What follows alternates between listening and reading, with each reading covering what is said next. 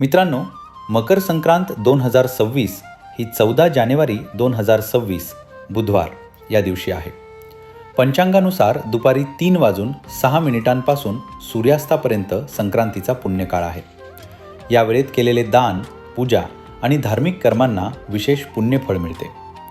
आता जाणून घेऊया संक्रांतीच्या दिवशी काय कर्तव्य करावे. या दिवशी तीळ मिश्रित उष्ण पाण्याने स्नान करावे. शरीराला तिळाचे उटणे लावावे. तिळाचे हवन, तिळतर्पण, तिळभक्षण आणि तिळदान करावे.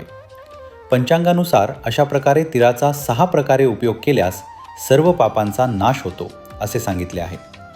पंचांगात दिल्याप्रमाणे 14 जानेवारी 2026 रोजी दुपारी 3:06 सूर्य मकर राशीत प्रवेश करतो.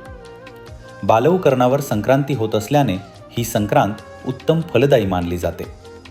आता पाहूया यंदा संक्रांतीचा वाहन आणि वेश कसा आहे. पंचांगानुसार संक्रांतीचे वाहन वाघ आहे. उपवाहन घोडा आहे. संक्रांत पिवळे वस्त्र परिधान करून हातात गदा घेतलेली आहे आणि केशराचा टिळा लावलेला आहे. ती वयाने कुमार असून कमरीवर बसलेली आहे. वासासाठी जाईचे फूल घेतले आहे आणि पायाने भक्षण करत आहे असे वर्णन पंचांगात दिले आहे.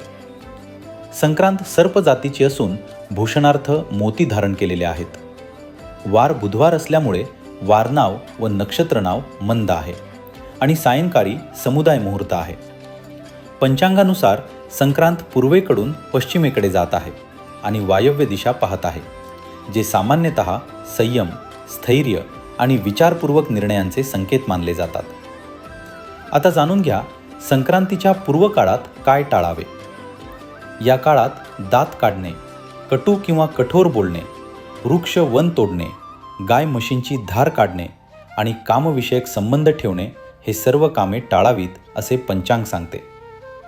शेवटी एक महत्त्वाची माहिती. एकादशीला तिळगुळ खाणे वर्ज्य मानले जाते. याची नोंद घ्यावी. जर तुम्हाला पंचांगानुसार मकर संक्रांत 2016 ची ही माहिती उपयुक्त वाटली असेल तर व्हिडिओला लाईक करा, चॅनलला सबस्क्राईब करा आणि ही माहिती आपल्या कुटुंबीय व मित्रांपर्यंत नक्की शेअर करा.